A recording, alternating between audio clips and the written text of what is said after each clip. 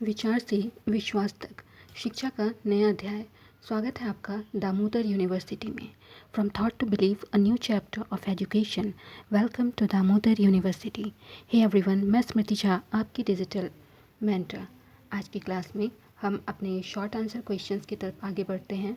First question कहता है, identify the device used as a spherical mirror और lens in the following cases when the image formed is virtual and erect in each case. यानी कि एक यहाँ पर image का फॉर्मेशन हो रहा है। जो इमेज है वो वर्चुअल और इरेक्ट है। हर एक केस में वर्चुअल और इरेक्ट इमेज का फॉर्मेशन हो रहा है।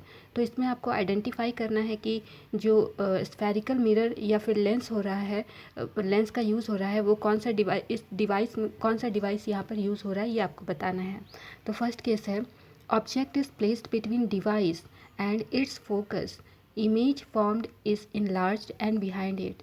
तो एक डिवाइस आपके पास में है जहाँ पर ऑब्जेक्ट को फोकस पे मतलब वो जो डिवाइस है, कौन सा डिवाइस यूज़ किया गया है, उस डिवाइस और फोकस के बीच में ऑब्जेक्ट को प्लेस किया गया है। तो इस केस में जो इमेज फॉर्म हो रहा है वो इन लार्ज इमेज का फॉर्मेशन हो रहा है, और इमेज जो है बिहाइंड, यानी कि जो डिवाइस है, डिवाइस के पीछे इमेज का फॉर्मेशन हो रहा है। तो देखते हैं कैसे इमेज का फॉर्मेशन हो रहा है। तो ये हमारा कैसा जो डिवाइस है वो क्या है, the device when object is placed between device and it's focus, image formed is enlarged and behind it will be concave mirror. तो यहाँ पर कौन सा डिवाइस यूज़ हो रहा है, कनकेव मिरर का यूज़ हो रहा है। कनकेव मिरर के केस में जब हम ऑब्जेक्ट को प्लेस कर रहे हैं फोकस और मिरर के बीच में, ये मिरर है और ये फोकस है, तो मिरर और फोकस के बीच में जब हम ऑब्जेक्ट को प्लेस किए हैं, ये ए भी हमारा ऑब्जेक्ट है, तो इस केस में हमारा जो इमेज बन रहा है ये मिरर के पीछे बन रहा है और इन लार्ज फॉर्म में बन रहा है। ये does be does in large form में बन रहा है। तो कौन सा यहाँ पर डिवाइस यूज़ किया गया है, कनकेव मिरर का यूज़ हुआ है। नेक्स्ट क्वेश्चन नंबर 2 में आते हैं। कह रहा है, object is placed between the focus and device.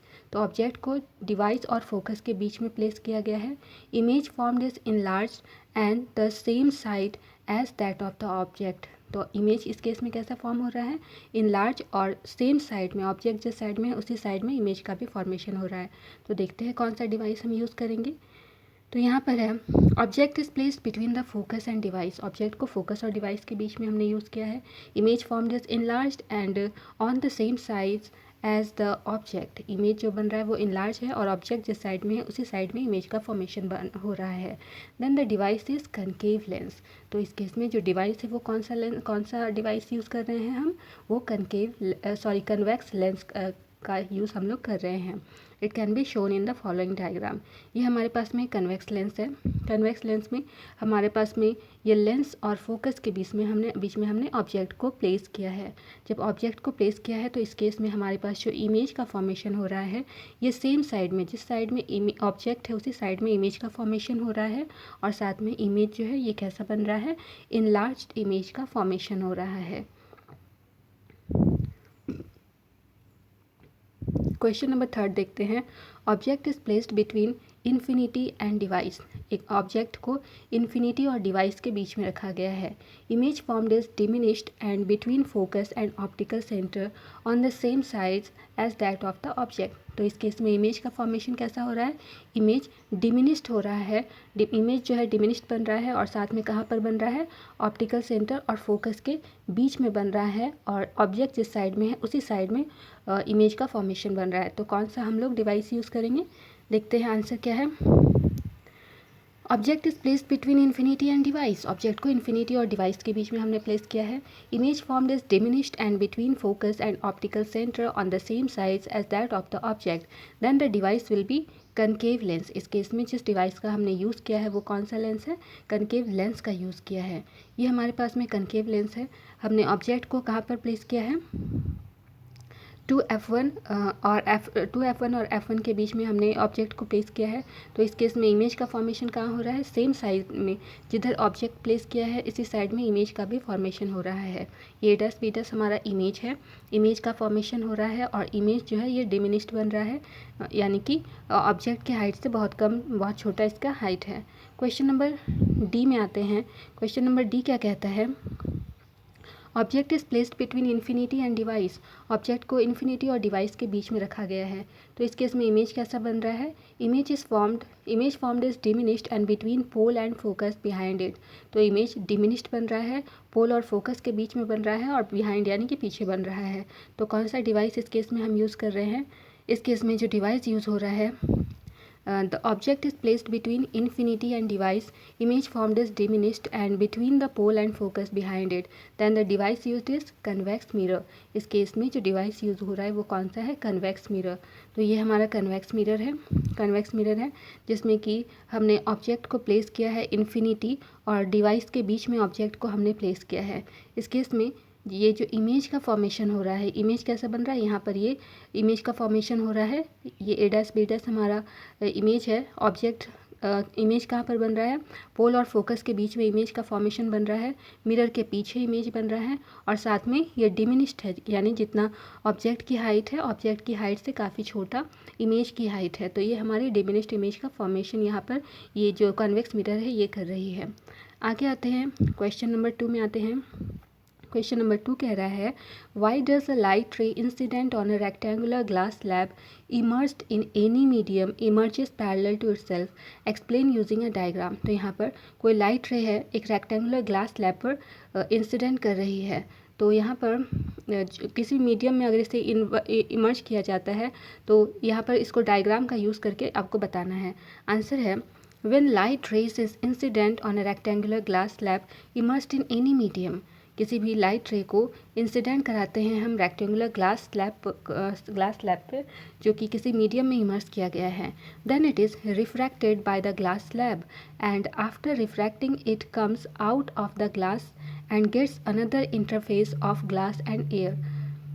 तो यहाँ पर जब हम लोग इसको किसी मीडियम में इमर्स कराते हैं तो इस केस में जो रिफ्रैक्ट करती है लाइट, ग्लास स्लैब के थ्रू जब लाइट रिफ्रैक्ट करती है तो रिफ्रैक्शन के बाद ये ग्लास स्लैब से बाहर आती है और दूसरे इंटरफेस में इंटर करती है जो ग्लास और एयर है। दूसरा इंटरफेस कौन सा है, ग्लास और एयर है। So on going from denser to rarer, तो इस केस में जो लाइट है वो डेंसर से रेयरर में जा रही है। ग्लास हमारा डेंस मीडियम है और एयर हमारा रेयरर मीडियम है। It bends away from the normal ray, तो इस केस में जो लाइट है वो नॉर्मल रे की तरफ नॉर्मल रे से दूर बेंड होगी। As the glass slab is rectangular in shape and both sides have the same medium, तो यहाँ पर जो ग्लास स्लैब है वो इसका जो रेक्टेंगुलर शेप है ये बोथ साइड इसका जो सेम मीडियम है ये सेम होगा, दोनों साइड में इसका मीडियम सेम होगा। सो the light ray which is incident and the emergent rays are parallel, इसी वजह से जो लाइट रे जो इंसिडेंट हो रही है और जो इमर्जेंट रे है, जो लाइट रे बाहर निकलेगी उसे इमर्जेंट रे कह रहे हैं, ये दोनों एक दूसरे के पैरेलल होगी। इसे डायग्राम के फॉर्म में यहाँ पर शो किया गया है। ये हमारा ग्लास स्लैब है, ये फर्स्ट मीडियम हो गया, एयर और ग्लास स्लैब वाला ये फर्स्ट मीडियम, और यहाँ पर ये है पहला मीडियम हो गया ग्लास स्लैब और दूसरा मीडियम हो गया एयर, ये दो मीडियम हो गया। तो अब यहाँ पर से जब लाइट इंसिडेंट कर रही है तो इंसिडेंट करने के बाद में जब ये यहाँ से नॉर्मल्स के थ्रू नॉर्मल हम लोग ड्रॉ करते हैं तो लाइट रे जो है इस तरह से ये डॉटेड फॉर्म में जो जा रही है इस तरह से इसको मूव करना चाहिए था, लेकिन क्योंकि लाइट रे एक मीडियम से दूसरे मीडियम में जा रही है, यानी कि ये रेयरर मीडियम था, एयर रेयरर मीडियम था, जबकि ग्लास डेंसर मीडियम है। तो डेंसर मीडियम होने की वजह से जो लाइट रे है वो हमारा नॉर्मल की तरफ में बेंड हो जा रही है, ये यहाँ पर नॉर्मल की तरफ में बेंड हो जा रही है। नाउ लाइट रे जब सेकेंड इंटरफेस पर आती है तो इस केस में ये ग्लास जो है ये डेंसर मीडियम का काम कर रही है, जबकि ये जो एरिया है ये रेयरर मीडियम, एयर हमारा रेयरर मीडियम का काम कर रहा है। तो डेंस से रेयरर मीडियम में जब जाएगी लाइट तो हमारा क्या होगा, ये जो हमारा नॉर्मल लाइन है नॉर्मल से दूर बेंड, मतलब नॉर्मल से दूर ये लाइट रे बेंड करेगी। तो ये हमारा ये जो रे है ये इमर्जेंट रे यहाँ पर कहलाया। तो ये हमारा इमेज का फॉर्मेशन था। क्वेश्चन नंबर 3 में आते हैं। क्वेश्चन नंबर 3 कह रहा है, a pencil when dipped in water in a glass tumbler appears to be bent at the interface of air and water, यानी कि एक पेंसिल है जिसको वाटर में डिप किया जाता है एक ग्लास टम्बलर है, उसमें वाटर है, उसमें डिप किया जाता है, तो ये जो है मुड़ा हुआ दिखाई पड़ता है। जो इंटरफेस है हमारा एयर और वाटर के इंटरफेस पर ये मुड़ा हुआ दिखाई पड़ता है। Will the pencil appear to be bent और टू द सेम एक्सटेंट, तो यहाँ पर जो पेंसिल है इस सेम एक्सटेंट में बेंड करेगा if instead of water we use liquid like kerosene और टर्पेंटाइन, जबकि वाटर की जगह पे हम लोग केरोसिन या फिर टर्पेंटाइन का यूज़ करेंगे, तो इस केस में भी क्या उसी तरह से ये बेंड हुआ दिखाई पड़ेगा। Support your answer with reasons, तो जो भी आंसर है आपको रीज़न के साथ में बतलाना है। आंसर है the pencil when dipped in water in a glass tumbler appears to be bent at the interface of air and water due to the refraction of light, but if we use liquid like kerosene in place of water, then the pencil will bend more than it bend in case of water, because the refractive index of kerosene is higher than that of water and is therefore optical denser than water. तो यहाँ पर लिखा है कि यदि pencil को जब हम वाटर में जब डिप करते हैं, ग्लास टम्बलर है उसमें वाटर है और उसमें जब हम लोग डिप करते हैं तो पेंसिल जो है वो उसके इंटरफेस पे यानी एयर और वाटर के इंटरफेस पर मुड़ा हुआ दिखाई पड़ता है। ये क्यों होता है? क्योंकि यहाँ पर लाइट जो है वो रिफ्रैक्ट करता है, तो रिफ्रैक्शन ऑफ लाइट की वजह से ये वहाँ पर मुड़ा हुआ दिखाई पड़ता है। लेकिन अगर हम लोग इसकी जगह पर केरोसिन का यूज़ करते हैं, वाटर की जगह पर केरोसिन का यूज़ करते हैं, तो इस केस में जो है पेंसिल का क्या होगा, पेंसिल और ज़्यादा मुड़ी हुई दिखाई पड़ेगी और भी ज़्यादा बेंट हुई दिखाई पड़ेगी, क्योंकि वाटर के रिस्पेक्ट में रिफ्रैक्टिव इंडेक्स, केरोसिन का रिफ्रैक्टिव इंडेक्स जो है वो ज़्यादा होता है।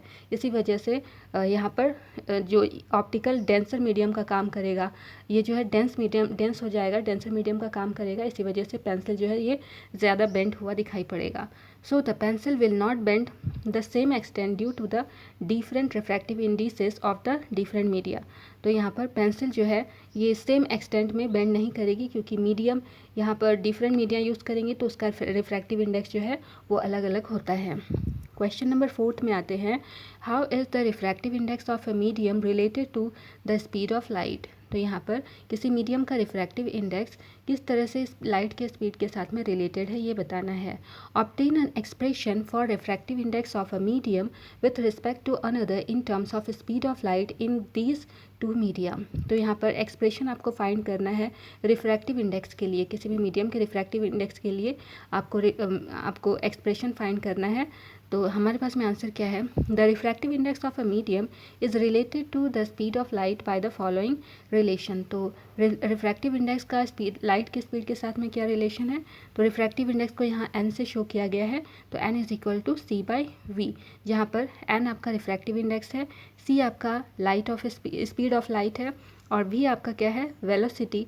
v is the velocity of light in the medium, medium में लाइट की वेलोसिटी v बदला रही है। The expression of the refractive index in of a medium with respect to another medium in terms of speed of light in these two media are as follows. तो यहाँ पर दो media में आपका refractive index find करना है, तो कैसे होगा, पहला लिखा है let light travels from a medium से एयर टू अ मीडियम 1। तो यानी लाइट रे कोई मीडियम है जिसको, पहला मीडियम आपका एयर है, तो एयर से किसी मीडियम में ट्रैवल कर रही है, मीडियम 1 उसका नाम दिया गया है। Then the refractive index of medium 1 can be written as, तो इस केस में मीडियम 1 का रिफ्रैक्टिव इंडेक्स क्या लिख सकते हैं, रिफ्रैक्टिव इंडेक्स के लिए क्या फॉर्मूला होता है, सी बाई वी। तो रिफ्रैक्टिव इंडेक्स फर्स्ट मीडियम का निकाल रहे हैं, इसलिए हमने लिखा है n1 is equal to c by v1, velocity है तो फर्स्ट मीडियम के लिए है इसलिए हमने v1 लिखा है, और ये जो c है ये यहाँ पर c हर जगह पर सेम ही होता है। आगे है when light rays are travelling from air to medium 2, यानी कि जब लाइट रे एयर से दूसरे मीडियम सेकेंड मीडियम में जा रही है तो रिफ्रैक्टिव इंडेक्स क्या होगा सेकेंड मीडियम का, n2 is equal to c by v2। ये सेकेंड मीडियम का रिफ्रैक्टिव इंडेक्स हमने फाइंड किया है। अब डिवाइड कर देंगे इक्वेशन 1 और 2 को, तो इक्वेशन 1 और 2 को हमने डिवाइड किया है, तो ये n2 by n1 is equal to, अब क्या हो गया, n2 की वैल्यू क्या है सी बाई वी टू और n1 की वैल्यू क्या है सी बाई वी1 हमने पुट किया है। इसको आप कैंसिल आउट करेंगे तो ये आपका c और c कैंसिल आउट हो जाएगा, तो ये क्या फाइनली क्या आएगा, n2 बाई n1 की वैल्यू v1 बाई v2, ये हमारी फाइनल वैल्यू आई। तो यही आपका एक्सप्रेशन था जो आपको फाइंड करना था, N2/N1 is equal to V1/V2 different media के लिए आपको फाइंड करना था। क्वेश्चन नंबर 5 में आते हैं। क्वेश्चन है refractive index of diamond with respect to glass is 1.6 and absolute refractive index of glass is 1.5. Find out the absolute refractive index of diamond. refractive index diamond का दिया हुआ है ग्लास के respect में 1.6 और absolute refractive index ग्लास का कितना है 1.5 दिया हुआ है। तो absolute refractive index आपको डायमंड का फाइंड करना है। तो रिफ्रैक्टिव इंडेक्स डायमंड का ग्लास के रिस्पेक्ट में 1.6 दिया है, ये हमने अकॉर्डिंग टू क्वेश्चन यहाँ पर लिखा है। ये NDG, तो ये आपका रिफ्रैक्टिव इंडेक्स शो कर रहा है ग्लास का। एब्सोल्यूट रिफ्रैक्टिव इंडेक्स ग्लास का कितना है 1.5। तो हमें निकालना क्या है, रिफ्रैक्टिव इंडेक्स निकालना है डायमंड का विथ रिस्पेक्ट टू ग्लास। तो ये हो गया रिफ्रैक्टिव इंडेक्स N और ये डायमंड का निकालना है, तो इसलिए हमने लिखा है डायमंड D और ग्लास के साथ में निकालना है तो DG, इस तरह से हम लिखते हैं। ये लिखने का प्रोसेस है। तो ये हो गया ND, इसको इज इक्वल टू क्या हो गया refractive index of diamond divided by refractive index of glass. तो इसकी जो वैल्यूज़ आपके पास में दी गई है इस वैल्यूज़ को हम पुट करेंगे। तो 1.6 आपका NDG की वैल्यू 1.6 है और इसके बाद में आपको रिफ्रैक्टिव इंडेक्स आपका डायमंड का निकालना है और रिफ्रैक्टिव इंडेक्स ग्लास का दिया हुआ है 1.5। तो अब रिफ्रैक्टिव इंडेक्स डायमंड का यहाँ से क्या निकलेगा, इसको क्रॉस मल्टीप्लाई कर देंगे तो 1.6 इंटू 1.5 कैलकुलेट करेंगे, ये आ जाएगा 2.4। तो ये आपका रिफ्रैक्टिव इंडेक्स निकल गया है डायमंड का। क्वेश्चन नंबर 6 में आते हैं। A convex mirror of focal length 20 centimetre can produce a magnified virtual as well as real image. यानी एक कन्वेक्स लेंस है जिसका फोकल लेंथ 20 सेंटीमीटर है, ये एक मैग्नीफाइड और साथ में रियल इमेज का फॉर्मेशन करता है। Is this a correct statement, क्या ये एक करेक्ट स्टेटमेंट है? If yes, where shall the object be placed in each case for obtaining these images. अगर ऐसा सही है तो यहाँ पर ऑब्जेक्ट को कहाँ पर प्लेस करेंगे हर एक केस में इस तरह का इमेज फॉर्म करने के लिए? आंसर है yes, the statement is correct, यानी स्टेटमेंट आपका करेक्ट है। To get the magnified virtual image the object is to be placed between the optical centre of a convex lens and the focus F1 of the convex lens. यानी कि magnified virtual image find करने के लिए object को हम लोग कहाँ पर प्लेस करेंगे, ऑप्टिकल सेंटर कन्वेक्स लेंस के ऑप्टिकल सेंटर और फोकस कन्वेक्स लेंस के फोकस यानी F1 पर हम लोग प्लेस करेंगे। The image formed will be virtual and magnified. तो इस केस में इमेज जो बनेगा वो कैसा बनेगा, वर्चुअल और मैग्नीफाइड इमेज का फॉर्मेशन होगा। ये आपका डायग्राम के थ्रू बताया गया है। ये आपका कन्वेक्स लेंस है। कन्वेक्स लेंस में आपने इमेज को पुट किया है कहाँ पर, 2F1 के बियॉन्ड पुट किया है, सॉरी इमेज ऑब्जेक्ट को हमने प्लेस किया है हमारा लेंस और F1 के बीच में ऑब्जेक्ट को प्लेस किया है। तो इस केस में इमेज का फॉर्मेशन कहाँ हो रहा है, 2F1 के बियॉन्ड इमेज का फॉर्मेशन हो रहा है और इमेज कैसा है, इनलार्ज्ड बन रहा है। However for obtaining an image obtaining a magnified real image, अब यहाँ पर मैग्नीफाइड रियल इमेज फॉर्म करने के लिए हम क्या करेंगे, तो object should be placed in between F1 and 2F1 of the convex lens. तो मैग्नीफाइड रियल इमेज फाइंड करने के लिए कन्वेक्स लेंस में हम लोग ऑब्जेक्ट को कहाँ पर प्लेस करेंगे, F1 और 2F1 में के बीच में। तो यहाँ पर ऑब्जेक्ट को हम प्लेस कर रहे हैं F1 और 2F1 के बीच में। तो इस केस में हमारा जो इमेज बन रहा है ये मैग्नीफाइड बन रहा है और रियल बन रहा है। तो ये आपका इमेज का फॉर्मेशन हो रहा है, A', B' आपका इमेज है, ये मैग्नीफाइड और रियल इमेज का फॉर्मेशन हो रहा है यहाँ पर। क्वेश्चन नंबर 7 में आते हैं। Sudha finds out the sharp image of the window pane of her science laboratory is formed at a distance of 15 centimeter from a lens. सुधा एक शार्प इमेज विंडो पेन का फाइंड कर रही है उसके साइंस लेबोरेटरी में, जो कि 15 सेंटीमीटर के डिस्टेंस पर बन रहा है, उसके लेंस के से 15 सेंटीमीटर के डिस्टेंस पर बन रहा है। She now tries to focus the building visible to her outside the window instead of the window pane without disturbing the lens। तो यहाँ पर ट्राई करती है कि जो इमेज बन रहा है वो मतलब बिल्डिंग का जो इमेज है वो पूरा का पूरा विजिबल हो इंस्टेड ऑफ विंडो पेन पूरा का पूरा विजिबल हो तो क्या करेगी वो, in which direction will she move the screen to obtain sharp image of the building. तो किस डायरेक्शन में वो स्क्रीन को मूव करेगी ताकि बिल्डिंग का शार्प इमेज वो फॉर्म कर पाए।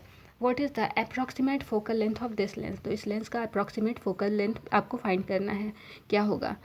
आंसर है to get a sharp image of the object Sudha should move the screen towards the lens and keeping the lens fixed because the object is now placed at beyond 2f and the lens will form the image towards on opposite side between f and 2f। यानी कि किसी भी object का उस object का building का जो sharp image उसको फाइंड करना था, तो शार्प इमेज फाइंड करने के लिए सुधा क्या करेगी, स्क्रीन को लेंस की तरफ में उसको मूव करेगी, लेंस को फिक्स रखेगी और स्क्रीन को लेंस की तरफ में मूव करेगी, क्योंकि ऑब्जेक्ट को प्लेस करना है कहाँ पर, प्लेस करना है beyond 2f1, beyond 2f1 place करना है, ताकि जो लेंस है वो इमेज का फॉर्मेशन कहाँ पर करे, ऑपोजिट साइड में करे, और कहाँ पर करे, f और 2f और f के बीच में इमेज का फॉर्मेशन करे। Since the actual distance between the window pen and the mirror is 15 centimetre, यानी कि विंडो पेन और मिरर के बीच का एक्चुअल डिस्टेंस 15 सेंटीमीटर है। So the approximate focal length of the lens will be approximately 15 centimetre. इसीलिए जो approximate focal length होगा lens का वो कितना होगा, 15 सेंटीमीटर अप्रॉक्स होगा। क्वेश्चन नंबर 8 में आते हैं। क्वेश्चन नंबर 8 कह रहा है how are power and focal length of a lens related. तो पावर और फोकल लेंथ किसी भी लेंस का किस तरह से एक दूसरे से रिलेटेड है ये बताना है। You are provided with 2 lenses of focal length 20 centimetre and 40 centimetre respectively. आपको 2 लेंसेज दिए गए हैं, एक का फोकल लेंथ 20 सेंटीमीटर है, दूसरे का 40 सेंटीमीटर है। Which lens will you use to obtain more convergent lens. तो मोर ज़्यादा और ज़्यादा कन्वर्जेंट लेंस फाइंड करने, कन्वर्जेंट लाइट फाइंड करने के लिए आपको कौन सा लेंस यूज़ करना होगा। आंसर है power of a focal length, power and focal length of a lens are related to each other by the following relation. तो पावर और फोकल लेंथ के बीच में क्या रिलेशन है, P is equal to 1 by focal length, जिसमें कि P आपका क्या है, पावर शो कर रहा है, लेंस का पावर, और F क्या है, focal length of the lens and should be in metre. Power F आपका फोकल लेंथ है और फोकल लेंथ हमेशा किस में लेंगे, मीटर में लेंगे। The lens having high power और small focal length will have more converging power. तो ऐसा लेंस जिसका कि पावर ज़्यादा हो और फोकल लेंथ जो है वो कम हो, तो इस केस में वो उसका कन्वर्जिंग पावर जो है वो ज़्यादा हो जाता है। So the lens to obtain more convergent light is of focal length 20 centimetre. तो लेंस जिसका कि जो कि बहुत ज़्यादा लाइट को कन्वर्ज करे उसका फोकल लेंथ कितना होना चाहिए, 20 सेंटीमीटर होना चाहिए। क्वेश्चन नंबर 9 में आते हैं। लिखता है under what condition in an arrangement of 2 plane mirrors incident ray and reflected ray will always be parallel to each other whatever may be the angle of incidence, show the same with the help of diagram। तो वो condition बताना है, arrangement बताना है, जबकि 2 plane mirror को इन 2 plane mirror हैं, वहाँ पर लाइट रे इंसिडेंट कर रहा है और रिफ्लेक्ट कर रहा है, और ये जब दोनों केस होगा तो ये दोनों जो है एक दूसरे के पैरेलल होगा। तो एंगल ऑफ इंसिडेंस क्या होगा ये बताना है, इसको डायग्राम के थ्रू बताना है। The incident ray and reflected ray will always be parallel to each other when the 2 plane mirrors will be placed at right angle, that is 90 degree to each other।